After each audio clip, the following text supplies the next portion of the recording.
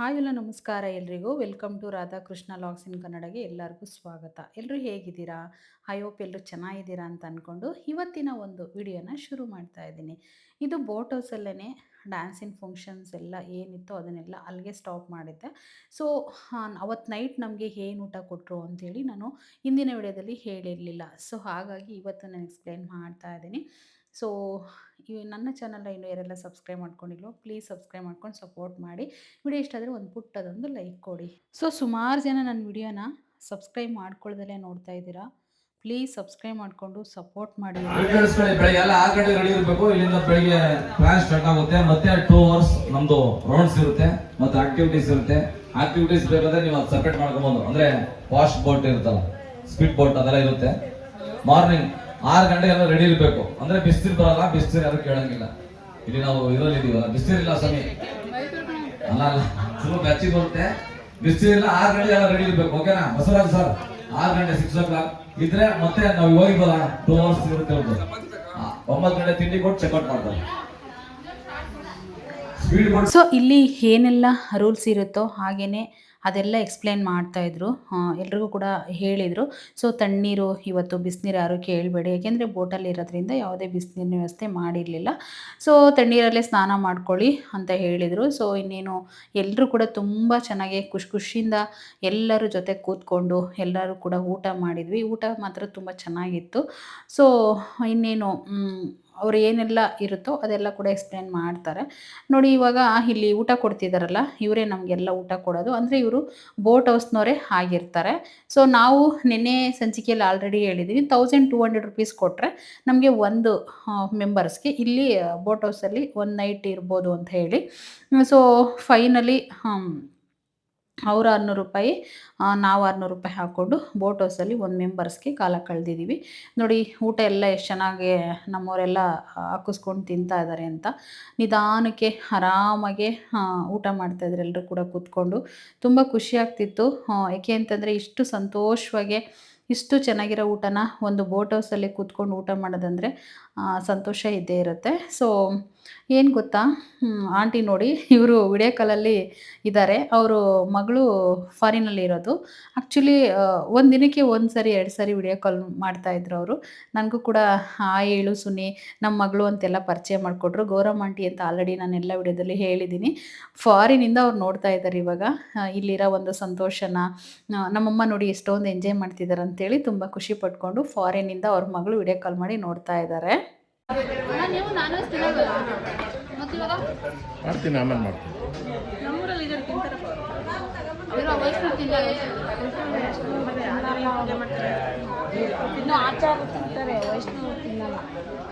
So ನಾವೆಲ್ಲ ಊಟನ ಮಾಡ್ತಾಯಿದ್ವಿ ಟೇಬಲ್ ಮೇಲೆ ಕೂತ್ಕೊಂಡು.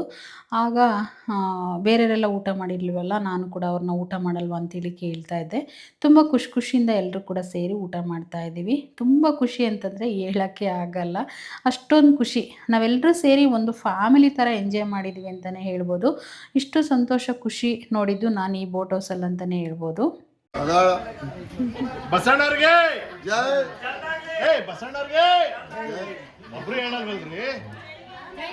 ಬಸಣ್ಣವ್ರಿಗೆ ಮೇಡಮ್ ಅವ್ರಿಗೆ ಹಲೋ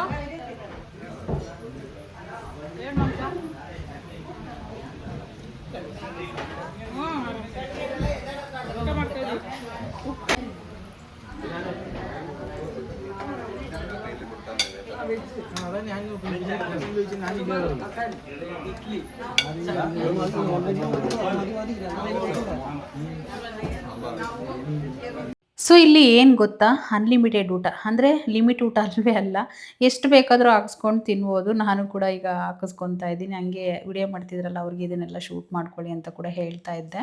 ಸೊ ನನಗೆ ಸುಮಾರು ಜನ ಕೇಳಿದ್ದೀರಾ, ನೀನು ಹಾಕಿದ್ದೀರಲ್ಲ ಡ್ರೆಸ್ಸು ವಿಡಿಯೋದಲ್ಲೆಲ್ಲ ಅದು ಎಲ್ಲಿ ತೊಗೊಂಡಿದ್ದು ಅಂತೇಳಿ. ನನಗೆ ಪರ್ಸ್ನಲಾಗೆ ನನಗೆ ಸ್ಟೇಟಸ್ ನೋಡೋರು, ನನ್ನ ಅಂಗಡಿಗೆ ಬರೋ ಕಸ್ಟಮರ್ಸು ಇವರೆಲ್ಲ ನನ್ನ ಸಬ್ಸ್ಕ್ರೈಬರೇ. ಭಾಳ ಜನ ನನ್ನ ಕೇಳಿದ್ದೀರಾ ಎಲ್ಲಿ ತೊಗೊಂಡಿದ್ದೀರಾ ಡ್ರೆಸ್ನ ಅಂತೇಳಿ ತುಂಬ ಜನ ಮೆಸೇಜ್ ಮಾಡಿದರೆ. ಈ ಡ್ರೆಸ್ನ ನಾನು ಫ್ಲಿಪ್ಕಾರ್ಟಲ್ಲಿ ಬೈ ಮಾಡಿದ್ದೆ. ತುಂಬ ಚೆನ್ನಾಗಿದೆ ಡ್ರೆಸ್ ಅಂತೂ. ವಿಚಾರ ನಿಮ್ಗೆ ಎಲ್ಲರಿಗೂ ಹೇಳಲಿಲ್ಲ. ಇವರು ಸುನೀತಾ ಅವರು ಅಂತ ಯಲ್ಲಾಪುರದವರು. ದಯವಿಟ್ಟು ಇವ್ರದ್ದು ಯೂಟ್ಯೂಬ್ ಚಾನಲ್ ಇದೆ, ಎಲ್ಲರೂ ಸಬ್ಸ್ಕ್ರೈಬ್ ಮಾಡ್ಕೊಳ್ಳಿ. ಯಾರ್ದು ದುಡ್ಡು ಹೋಗೋದಿಲ್ಲ. ದಯವಿಟ್ಟು ಯಾರು ಮಿಸ್ಗೈಡ್ ಮಾಡ್ಕೋಬೇಡಿ. ಅವ್ರಿಗೆ ಎಲ್ಲರೂ ಲೈಕ್ ಕೊಡಿ. ಅವರು ಫ್ಯೂಚರಲ್ಲಿ ಬೆಳೀಲಿ, ಎಲ್ಲರಿಗೂ ಒಳ್ಳೇದಾಗಲಿ ದಯವಿಟ್ಟು. ಸೊ ಈ ರೀತಿ ನನಗೆಲ್ಲ ಸಪೋರ್ಟ್ ಮಾಡಿ ಅಂತ ನಾಗರಾಜಣ್ಣ ಅಂಥೇಳಿ ಮೈಕ್ ಹಿಡ್ಕೊಂಡು ಎಲ್ಲರಿಗೂ ಕೂಡ ಹೇಳಿದ್ದಾರೆ. ಅಂದರೆ ಸಬ್ಸ್ಕ್ರೈಬ್ ಮಾಡಿಕೊಂಡು ಸಪೋರ್ಟ್ ಮಾಡಿ ತುಂಬ ಚೆನ್ನಾಗಿ ಅವರೆಲ್ಲ ಬೆಳೀಲಿ ಅಂಥೇಳಿ ನನಗೆ ಆಶೀರ್ವಾದ ಮಾಡಿದ್ದಾರೆ. ಸೊ ಈ ರೀತಿ ನನಗೆಲ್ಲ ಟ್ರಿಪ್ಪಿನ ಫ್ಯಾಮಿಲಿ ಥರ ನನಗೆ ಇವರೆಲ್ಲ ಟ್ರಿಪ್ನವರು ಅಷ್ಟು ಚೆನ್ನಾಗಿ ನನಗೆ ಗೈಡ್ ಮಾಡಿ ತುಂಬ ಚೆನ್ನಾಗಿ ಎಲ್ಲ ಸಬ್ಸ್ಕ್ರೈಬ್ ಮಾಡಿಕೊಂಡು ನಾನು ಅದಕ್ಕೆ ಈ 3 ದಿನ ವಿಡಿಯೋದಲ್ಲಿ ಕೂಡ ಎಲ್ಲರಿಗೂ ನಮ್ಮ ಟ್ರಿಪ್ಪು ಬಂದಿರೋರಿಗೆಲ್ಲ ಥ್ಯಾಂಕ್ಸ್ ಹೇಳಿದ್ದು. ಅದಕ್ಕೆ ನಾನು ತುಂಬ ಖುಷಿಯಾಯಿತು. ಈ ರೀತಿ ಎಲ್ಲ ಸಪೋರ್ಟ್ ಮಾಡಿ ತುಂಬ ಟ್ಯಾಲೆಂಟ್ ಇದೆ ಅವ್ರಿಗೆ ಅಂತೆಲ್ಲ ಹೇಳಿದರು. ಸೊ ನನಗೆ ಈ ರೀತಿ ಎಲ್ಲ ಪ್ರೀತಿ ಸಿಕ್ಕಿದೆ ಆ ಜಾಗದಲ್ಲಿ. ಈ ಬೋಟ್ ಹೌಸ್ನ ನಾನು ಲೈಫ್ ಲಾಂಗ್ ಮರೆಯೋದಿಲ್ಲ. ತುಂಬ ಎಂಜಾಯ್ ಮಾಡಿದ್ದೀವಿ ಅನ್ನೋದಕ್ಕಿಂತ ಹೆಚ್ಚಿನಾಗಿ ಎಲ್ಲರ ಪ್ರೀತಿ ಸಿಕ್ತು ನನಗೆ. ತುಂಬ ಖುಷಿಯಾಯಿತು ನನಗೆ ಸಪೋರ್ಟ್ ಮಾಡ್ತೀವಿ ಅಂತ ಹೇಳಿದ್ರಲ್ಲ, ಅದಕ್ಕಿಂತ ಖುಷಿ ಇನ್ನೇನು ಬೇಕು ಹೇಳಿ. ನಾವು ಯಾವುದೇ ಕಾರಣಕ್ಕೂ ನಮ್ಮ ಸಬ್ಸ್ಕ್ರೈಬರ್ಗೆ ತುಂಬ ರೆಸ್ಪೆಕ್ಟ್ ಕೊಡಬೇಕು. ನಾನು ಎಲ್ಲ ವಿಡಿಯೋದಲ್ಲೂ ಹೇಳ್ತಾರೆ ಇರ್ತೀನಿ, ನೀವೆಲ್ಲ ನಮ್ಮ ಫ್ಯಾಮಿಲಿ ಇದ್ದಾಗೆ ಅಂತ ಹೇಳಿಬಿಟ್ಟು.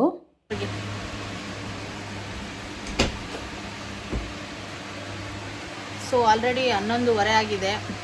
ನಮ್ಮವೆಲ್ಲ ಫಂಕ್ಷನ್ಸ್ ಎಲ್ಲ ಮುಗಿದ್ವು, ಡ್ಯಾನ್ಸು ಅದು ಇದು ಎಲ್ಲ.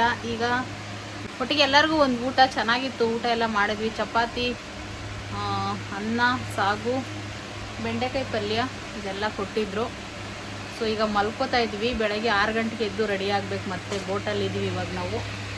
ಸೊ ಇದು ನಮ್ಮ ಬೆಡ್ರೂಮ್ ಆಗಿರುತ್ತೆ. ನಾವು 4 ಮೆಂಬರ್ಸ್, ಆಂಟಿ, ನಾನು, ಇವರು, ಇನ್ನೊಬ್ಬರು ಕಾವ್ಯ ಅಂತ. ಎಲ್ಲ ವಿಡಿಯೋದಲ್ಲಿ ನೋಡಿರ್ತೀರ. ನಾವು 4 ಮೆಂಬರ್ಸ್ ಲೇಡೀಸು ಮಲ್ಕೋತಾ ಇದ್ದೀವಿ. ಎಲ್ಲರೂ good night. Good night. So ಬೆಳಗ್ಗೆ ಇನ್ನೂ ತುಂಬ ಚೆನ್ನಾಗಿರೋ ಪ್ಲೇಸಸ್ಗಳಿದ್ದಾವೆ. ಎಲ್ಲರೂ ಕೂಡ ವಿಡಿಯೋನ ನೋಡಿ ಸಪೋರ್ಟ್ ಮಾಡಿ ಆಯಿತಾ. ಸೊ ಇನ್ನೊಬ್ಬರು ನಮ್ಮ ಮೇಡಮ್ ಅಲ್ಲಿ ಬರ್ತಾವ್ರು ನೋಡಿ, ಅವರೊಬ್ಬರು ಕಾವ್ಯ ಆಯಿತಾ. ಸೊ ಇವರೊಬ್ಬರು ಹಾಕಿ ತೆಗ್ದಿದ್ದೀನಿ ಹೇಳಕ್ಕೆ. ಇಷ್ಟು ಜನ ಅವ್ರಿಗೆಲ್ಲ ಇಂಟ್ರೆಸ್ಟ್ ಇಲ್ಲ ಯೂಟ್ಯೂಬಿಗೆ ಬರೋಕ್ಕೆ, ಏನು ಮಾಡೋಕ್ಕಾಗಲ್ಲ. ಸೊ ಎಲ್ಲರಿಗೂ ಗುಡ್ ನೈಟ್. ಸೊ ಇನ್ನೇನು ಎಲ್ಲರೂ ಕೂಡ ಡ್ಯಾನ್ಸ್ ಮಾಡಿ ಚೆನ್ನಾಗಿ ಎಂಜಾಯ್ ಮಾಡಿ ನೈಟು ಮಲ್ಕೊಂಡ್ವಿ. ತುಂಬ ಚೆನ್ನಾಗಿ ನಿದ್ದೆ ಕೂಡ ಬಂತು. ಅದು ಏನು ಹೊಸ ಜಾಗನೂ ಅಂತ ಅನ್ನಿಸ್ಲಿಲ್ಲ.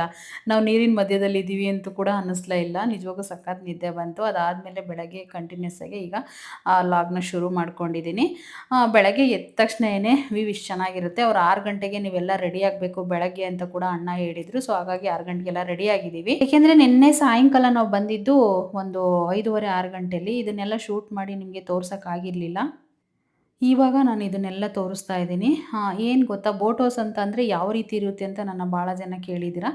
ಬೋಟ್ ಹೌಸು ಅಂತಂದರೆ ಇಲ್ಲಿ ಒಂದು ಸಮುದ್ರನೂ ಅಲ್ಲ ಇದು, ಮತ್ತು ಒಂದು ಏನಂತಾರೆ ನದಿ ಕೂಡ ಅಲ್ಲ. ಬೋಟ್ ಹೌಸು ಅಂತಂದರೆ ಒಂದತ್ರ ನೀರಿರುತ್ತೆ ಮಧ್ಯದಲ್ಲಿ, ಸುತ್ತು ಎಲ್ಲ ಊರಿರುತ್ತೆ. ಸೊ ಅದೇ ಬೋಟ್ ಹೌಸು. ಅಂದರೆ ಅದನ್ನು ದೊಡ್ಡದಾಗೆ ಬೋಟ್ನ ರೆಡಿ ಮಾಡಿರ್ತಾರೆ. ತುಂಬ ಆಳವಾಗಿ ನೀರೆಲ್ಲ ಇರುತ್ತೆ. ನೋಡಿ ಎಷ್ಟು ಚೆನ್ನಾಗಿ ಕಾಣಿಸ್ತಾ ಇದೆ ಅಲ್ಲೆಲ್ಲ, ಅಷ್ಟು ಚೆನ್ನಾಗಿರುತ್ತೆ. ಬೆಳಗ್ಗೆ ಎದ್ದಾಗ ಈ ರೀತಿ, ರಾತ್ರಿಯೆಲ್ಲ ಲೈಟ್ ಇತ್ತು. ಈಗ ಬೋಟ್ ನೋಡಿದಾಗ ಈ ರೀತಿ ಬೆಳಕಿರುತ್ತೆ. ಒಂಥರ ಇನ್ನೂ ಬೇರೆ ಥರ ಡಿಸೈನಾಗಿ ಕಾಣಿಸುತ್ತೆ ಈ ಬೋಟ್ ಅಂತಲೇ ಹೇಳ್ಬೋದು. ಏಕೆಂದರೆ ರಾತ್ರಿಲಿ ಲೈಟ್ ಇರೋದ್ರಿಂದ ಅದು ಬೇರೆ ಥರ ಇರುತ್ತೆ. ಸೊ ಈಗ ಬೆಳಗ್ಗೆ ಆಗಿರೋದ್ರಿಂದ ಈ ರೀತಿ ವ್ಯೂ ಕಾಣಿಸುತ್ತೆ. ನೋಡಿ ಸುತ್ತ ನಿಮಗೆ ಯಾವ ಥರ ಕಾಣಿಸುತ್ತೆ ಅಂತೇಳಿ. ಅಂದರೆ ಆ ಕಡೆ ನೀರು, ಆ ಕಡೆ ಬಿಲ್ಡಿಂಗ್ಗಳೆಲ್ಲ ಕಾಣಿಸ್ತಿದ್ದಾವೆ.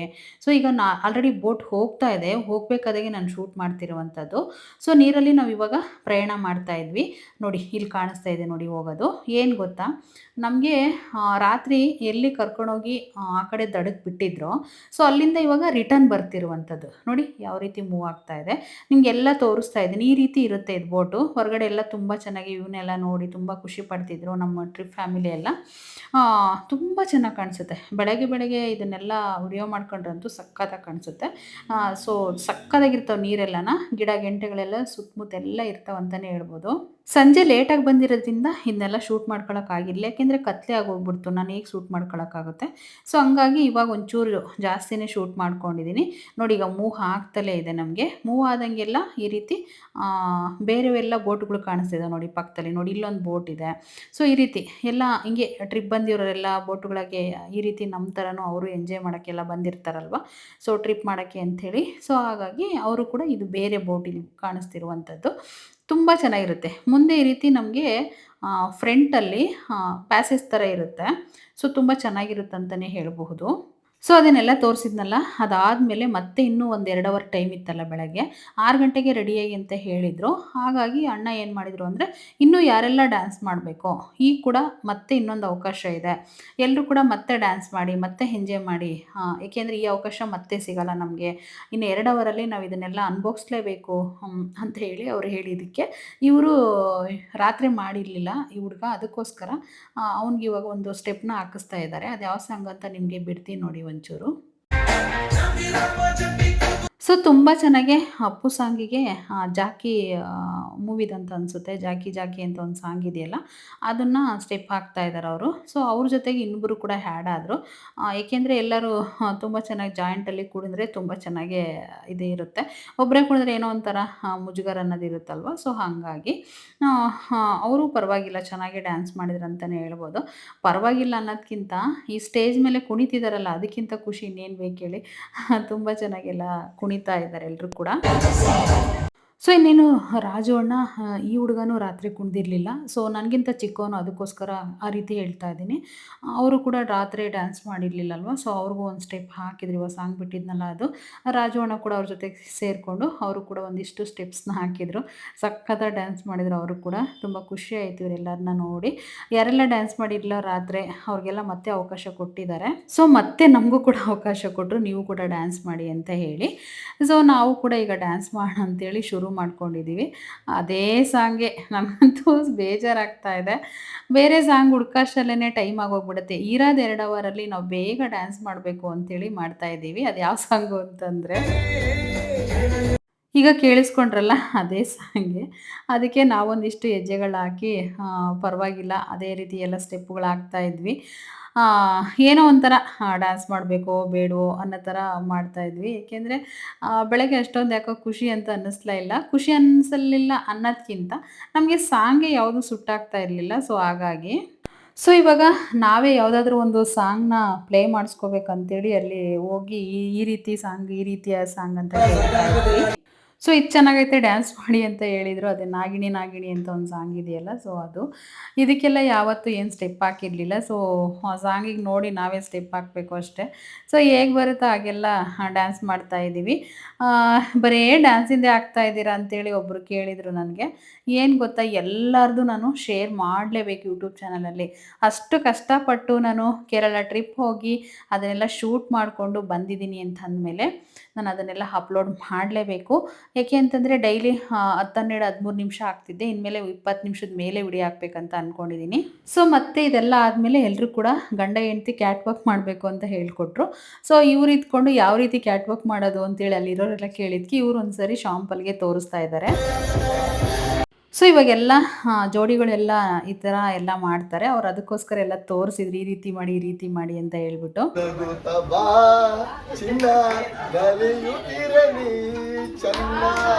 ನೋಡಿ ಆದರ್ಶ ದಂಪತಿಗಳು ಇವರು. ಆದರ್ಶ ದಂಪತಿಗಳು 100 ಕಾಲ ಸದಾ ಹಿಂಗೇಲಿ ಖುಷಿ.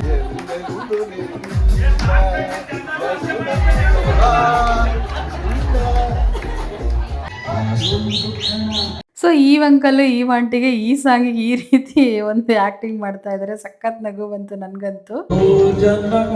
ಸೊ ಅವರು ಒಂದು ಆ್ಯಕ್ಟಿಂಗಿಗೆ ನಾವು ಒಂದು ಅಂದರೆ ರೆಸ್ಪೆಕ್ಟ್ ಕೊಡಲೇಬೇಕು. ಆದರೂ ನಗು ಬರ್ತಾ ಇತ್ತು. ಎಲ್ಲರೂ ಕೂಡ ಕ್ಯಾಟ್ ವಾಕ್ ತುಂಬ ಚೆನ್ನಾಗಿ ಮಾಡಿದರು. ಸೊ ಇವರು ಒಂದು ಸಾಂಗ್ನ ಹಾಕಿಸ್ಕೊಂಡು ಮತ್ತೆ ಸ್ಟೆಪ್ ಮಾಡೋಕ್ಕೆ ಶುರು ಮಾಡಿದ್ದಾರೆ. ಇವು ಆಂಟಿ ಅಂತೂ ತುಂಬ ಖುಷಿ ಡ್ಯಾನ್ಸ್ ಮಾಡಬೇಕು ಅಂತ. ಎಷ್ಟೊಂದು ಆಸೆ ಪಟ್ಕೊಂಡು ಇಬ್ಬರು ಕೂಡ ತುಂಬ ಚೆನ್ನಾಗಿ ಡ್ಯಾನ್ಸ್ ಮಾಡ್ತಾಯಿದ್ರು. ಸೊ ತುಂಬ ಖುಷಿಯಾಗುತ್ತೆ ಇದನ್ನೆಲ್ಲ ನೋಡ್ತಾ ಇದ್ದರೆ. ರಾತ್ರಿ ನೋಡಿದರೆ ಇವಾಗ ಬೆಳಕಲ್ಲಿ ನೋಡ್ತಾ ಇದ್ದೀರಷ್ಟೇ.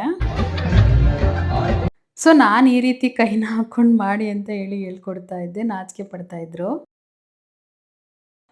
ಸೊ ನಮ್ಮಂಥ ಏಜ್ನವರೆಲ್ಲ ಇವ್ರ ಮುಂದೆಲ್ಲ ವೇಸ್ಟು.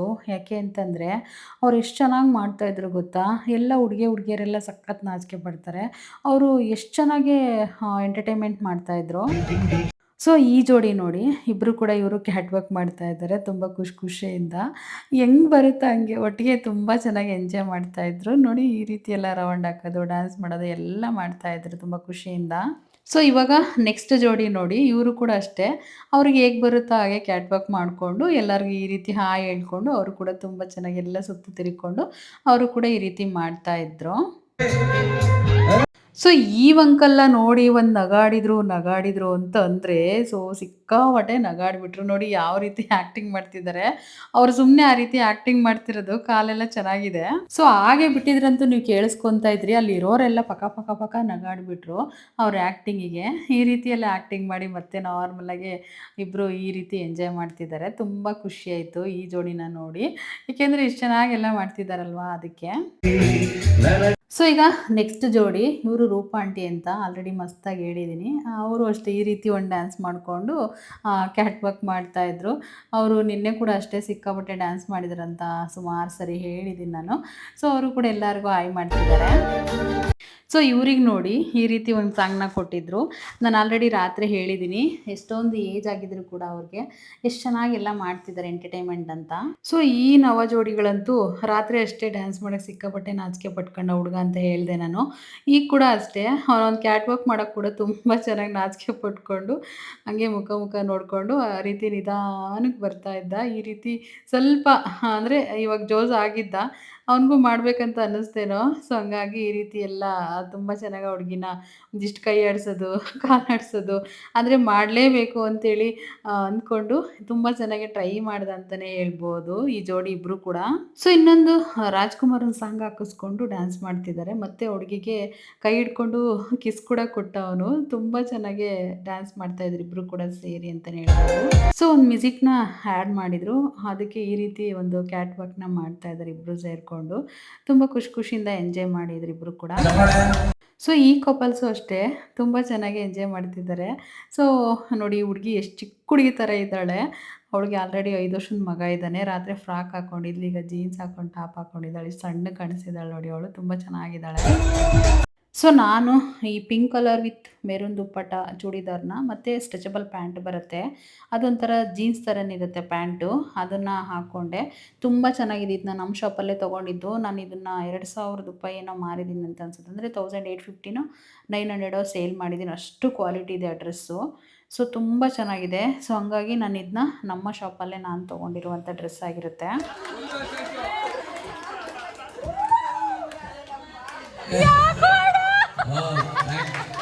ಸೊ ಈಗ ಅಂಕಲ್ ಆ್ಯಕ್ಟಿಂಗ್ ಮಾಡಿದ್ರಲ್ಲ, ರಾಜು ಅಂಕಲ್ಲು, ಎಲ್ಲರೂ ನೋಡಿ ಸಖತ್ ನಗಾಡಿದ್ರು. ಸುಮ್ಮನೆ ಆ ರೀತಿ ಮಾಡಬೇಕಂತ ಅನ್ನಿಸ್ತಂತ ಅವ್ರಿಗೆ, ಅದಕ್ಕೋಸ್ಕರ ಆ ಥರ ಮಾಡಿದ್ರಷ್ಟೇ.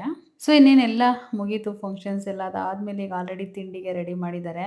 ಹಾಗೆಯೇ ಬ್ರೆಡ್ಡು ಹಾಗೆ ಜಾಮ್ ಎಲ್ಲ ಕೊಡ್ತಿದ್ದಾರೆ. ಏನೆಲ್ಲ ತಿಂಡಿ ಮಾಡಿದರು ಅಂತಂದರೆ ಇಡ್ಲಿ, ವಡೆ, ಸಾಗೆಲ್ಲ ಮಾಡಿದರು, ಚಟ್ನಿ ಮಾಡಿದರು. ಸೊ ರಾತ್ರಿ ಇಷ್ಟ ಆಯ್ತಪ್ಪ. ಈಗ ಮಾತ್ರ ನನಗೆ ಒಂಚೂರು ಇಷ್ಟ ಆಗಲಿಲ್ಲ, ನಾನು ಊಟನೇ ಮಾಡಲಿಲ್ಲ ಬಿಡಿ. 2 ಇಡ್ಲಿ ಹಾಕ್ಸ್ಕೊಂಡಿದ್ದೆ. ಸೊ ಒಂದೇ ಒಂದು ಇಡ್ಲಿನ ತಿಂದೆ ನಾನು. ತುಂಬ ಮಧ್ಯಾಹ್ನದಷ್ಟೊತ್ತಿಗೆ ಹಶ್ವಾಗ್ಬಿಟ್ಟಿತ್ತು ನನಗಂತೂ. ಏಕೆಂದರೆ ನನಗೆ ಯಾಕೋ ಇಷ್ಟ ಆಗಲಿಲ್ಲ ಇಡ್ಲಿ ಅಷ್ಟಕ್ಕಷ್ಟೇ ನಾನು. ಸೊ ಅವರು ಚಟ್ನಿನ ಏನು ಮಾಡಿಬಿಟ್ಟಿದ್ರು ಅಂದರೆ ಸಖತ್ ನೀರು ಸಾರು ಥರ ಮಾಡಿಬಿಟ್ಟಿದ್ರು. ಆ ಸಾರನ್ನ ಕುಂಬಳಕಾಯಲ್ಲಿ ಹಾಕಿ ಮಾಡಿದರು. ನನಗೆ ಅಷ್ಟೊಂದು ಇಷ್ಟ ಆಗಲಿಲ್ಲ ಸಾಂಬಾರು ಅಂತಲೇ ಹೇಳ್ಬೋದು.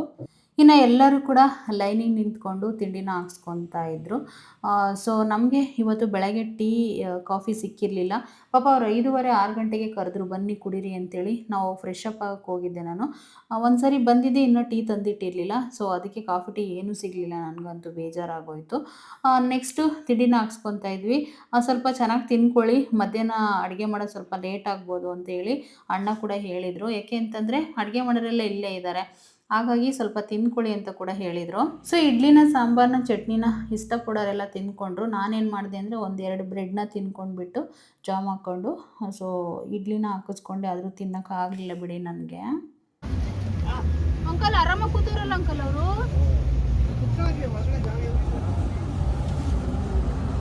ಹೋಗನ್ರಿ, ಭಾಳ ಚೆನ್ನಾಗಿತ್ತು. ನಾನು ಯಾವತ್ತೂ ಮಾಡಿಲ್ಲ ಈ ಥರ ಎಕ್ಸ್ಪೀರಿಯೆನ್ಸು.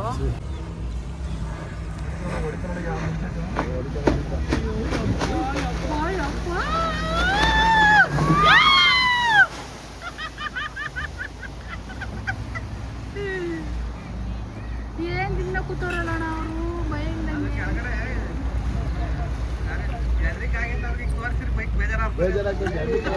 ಭಯ ಆಗೈತಾ? ಭಯ ಆಯ್ತಾ? ಭಯ ಆಗಿಲ್ಲ ಸೀರಿಯಸ್ಲಿ? ಭಯ ಆಗುತ್ತಾ? ಭಯ ಆಗುತ್ತಾ? ಭಯ ಆಗುತ್ತಾ? ಸೊ ಇನ್ನೇನು ತಿಂಡಿ ಎಲ್ಲ ಮುಗಿಸಿ ಆದಮೇಲೆ ಈ ರೀತಿ ಬೋಟ್ ಹೌಸಲ್ಲೆಲ್ಲ ಒಂದು ಟ್ರಿಪ್ನ ಹೋಗಿ ಬಂದರು ನಮ್ಮ ಬೋಟ್ನವರು. ನನಗೆ ಹೋಗೋಕ್ಕೆ ತುಂಬ ಭಯ ಆಗ್ತಿತ್ತು. ಏನಪ್ಪ ಮಾಡೋದಂತ ನಾನು ಕೂಡ ವೆಯ್ಟ್ ಮಾಡ್ತಾ ಇದ್ದೆ. ಸೊ ಏನಾದರೂ ಆಗಲಿ ಅಂತೇಳಿ ನಾವೆಲ್ಲ ಜೊತೆಯಾಗಿ ಈಗ ನಮ್ಮ ಗ್ರೂಪ್ ಎಲ್ಲ ಹೋಗಿದ್ದೀವಿ. ಅವರು ತುಂಬ ಚೆನ್ನಾಗಿ ಎಲ್ಲ ವಿಡಿಯೋ ಮಾಡಿಕೊಟ್ರು ನಮಗೆ. ಸೊ ತುಂಬ ಖುಷಿ ಆಯಿತು ಎಲ್ಲ ನೋಡಿಬಿಟ್ಟು. ಸಾಂಗ್ ಹಾಕ್ಕೊಂಡಿರ್ತಾರೆ. ಸಾಂಗ್ ಹಾಕ್ಕೊಂಡು ಈ ರೀತಿ ಜೋರಾಗಿ ಓಡಿಸ್ತಾ ಇರ್ತಾರೆ. ಸೊ ಒಂದೊಂದು ಸರಿ ಭಯ ಆಗ್ತಾ ಇರುತ್ತೆ ನಮಗಂತೂ. ಸೊ ಆದರೂ ಕೂಡ ನನಗೆ ಒಂದು ಫಸ್ಟ್ ಎಕ್ಸ್ಪೀರಿಯೆನ್ಸ್ ಆಯಿತು. ಈ ರೀತಿ ಫಸ್ಟ್ ಟೈಮ್ ನಾನು ಹೋಗಿರುವಂಥದ್ದು ತುಂಬ ಚೆನ್ನಾಗಿತ್ತು. ಸೊ ಈ ಥರ ಒಂದು ಬೋಟ್ ಹೌಸಲ್ಲಿ ಹೋಗೋಕ್ಕೆ ಮಿನಿ ಬೋಟ್ ಹೌಸಲ್ಲಿ 300 ರುಪೀಸ್ ತೊಗೊತಾರೆ. ನಾನು ಹಾಗೆಲ್ಲ ಒಂದು ಸ್ಟೆಪ್ ಹಾಕ್ತಾಯಿದ್ದೆ, ಹಿಂದಿದ್ದೆ. ತುಂಬ ಎಂಜಾಯ್ ಮಾಡಿದೆ. ಫಸ್ಟ್ಗೆಲ್ಲ ಭಯ ಅನ್ನಿಸ್ತು. ಹೋಗ್ತಾ ಹೋಗ್ತಾ ತುಂಬಾ ಈಸಿ ಅಂತ ಅನ್ನಿಸ್ಬಿಡ್ತು. ಏನೂ ಆ ರೀತಿ ಎಲ್ಲ ಭಯ ಅನ್ನಿಸ್ಲಿಲ್ಲ. ಇನ್ನೊಂದು ಡೌಟ್ ಏನು ಗೊತ್ತಾ, ಇದು ಯೂಟ್ಯೂಬ್ ತೊಗೊಳುತ್ತಿಲ್ಲ ನನಗೆ ಗೊತ್ತಿಲ್ಲ. ಆದರೂ ಕೂಡ ಎಲ್ಲ ರೆಡಿ ಮಾಡ್ತಾ ಇದ್ದೀನಿ ವಿಡಿಯೋನ. ಸೊ ನಾನಂತೂ ತುಂಬಾ ಖುಷಿಪಟ್ಟೆ. ತುಂಬ ಖುಷಿ ಆಯಿತು. ಎಲ್ಲರೂ ಕೂಡ ತುಂಬ ಖುಷಿಪಟ್ಟರು. ಮೊದಲೆಲ್ಲ ಭಯ ಪಡ್ತಾಯಿದ್ರು, ಆದರೆ ಏನು ಭಯ ಅಂತ ಅನ್ನಿಸ್ಲೇ ಇಲ್ಲ. ಆರಾಮಾಗಿ ಹೋಗ್ಬಿಟ್ಟು ಬಂದ್ವಿ. ಯಾಕೆಂದರೆ ಅವರು ಕೂಡ ತುಂಬ ಸೇಫ್ಟಿಯಾಗಿ ಕರ್ಕೊಂಡು ಹೋಗ್ತಾರೆ ಅಂತಲೇ ಹೇಳ್ಬೋದು ನಮಗೆ. ಸೊ ನೋಡಿ ಎಷ್ಟು ಫಾಸ್ಟಾಗಿ ಹೋಗ್ತಾ ಇದೆ. ಅವ್ರು ಒಂದೊಂದ್ಸರಿ ಏನು ಮಾಡ್ಯಾರಂದರೆ ತುಂಬ ಫಾಸ್ಟಾಗಿ ಹೋಗ್ಬಿಡೋರು. ಅವಾಗ ಒಂದು ಸ್ವಲ್ಪ ಭಯ ಆಗ್ತಿತ್ತು ಅಷ್ಟೇ. ಸೊ ನೋಡಿ ನೀರು ಎಷ್ಟು ಚೆನ್ನಾಗಿ ಹಿಂದೆ ಫಾಸ್ಟಾಗಿ ಹೋಗ್ತಾ ಇದೆ. ತುಂಬ ಖುಷಿ ಆಗ್ತಿತ್ತು ನನಗಂತೂ.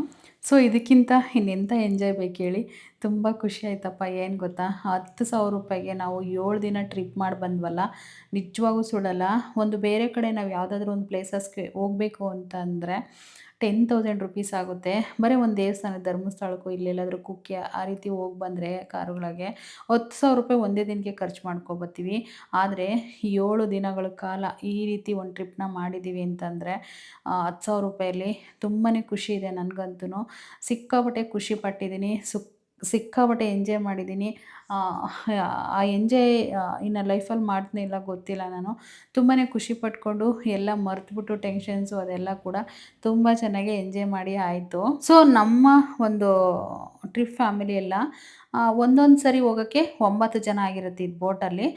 ಒಂದು 3-4 ಟ್ರಿಪ್ ಹೋದರು ಅಂತ ಅನಿಸುತ್ತೆ. ಎಲ್ಲರೂ ಹೋಗಲಿಲ್ಲ. ಕೆಲವರು ಇದನ್ನ ನೋಡಿ ಹೆದರ್ಕೊಳ್ಳೋರು, ಕೆಲವರು ಹೆದರ್ಕೊಳ್ತಾ ಇರಲಿಲ್ಲ.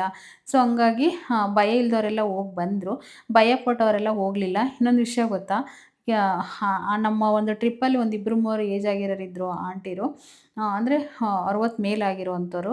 ಅವರು ಕೂಡ ಹೋಗಿ ಬಂದರು ಭಯ ಇಲ್ದಿರೆ ಇದರಲ್ಲಿ ಅಂತಲೇ ಹೇಳ್ಬೋದು. ಸೊ ನೋಡಿ ಎಷ್ಟೊಂದು ಇಲ್ಲೆಲ್ಲ ಬೋಟ್ಗಳು ಇರ್ತವೆ.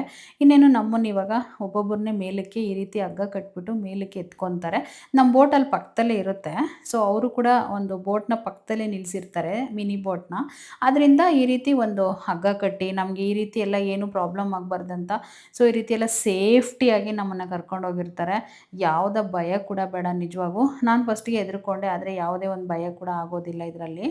ಸೊ ಒಬ್ಬೊಬ್ಬರನ್ನೇ ಕೈ ಹಿಡ್ಕೊಂಡು ಮೇಲಕ್ಕೆ ಎಲ್ಲರನ್ನೂ ಕೂಡ ಹೆಲ್ಪ್ ಮಾಡಿ ಮೇಲಕ್ಕೆ ಬಿಡ್ತಾಯಿದ್ರು. ತುಂಬ ಚೆನ್ನಾಗಿತ್ತು ಇವೆಲ್ಲ ನೋಡೋಕ್ಕೆ.